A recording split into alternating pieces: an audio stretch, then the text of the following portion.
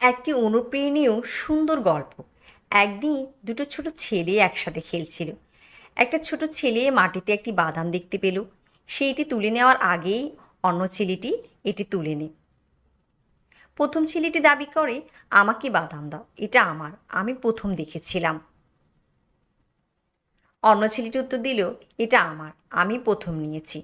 এতে এই দুটো ছোট্ট ছেলের মধ্যে ঝগড়া হয়। ঠিক তখনই তাদের মাঝে তাদের বয়সে বড় একটা ছেলে তাদের কাছে এলো।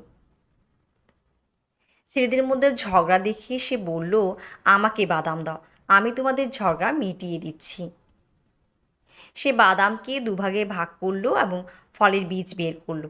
সে একটি ছেলেকে একটি অর্ধেক খোসা এবং অন্য ছেলেটিকে তার অর্ধেকটি খোসা দিল। সে তার মুখে ফলের বীজ রেখে বলল, যাও, এবার তোমাদের ঝগড়া মিটে গেল। গল্পের নতি, দুজনের দ্বন্দ্বে তৃতীয় পক্ষেরই লাভ হয়।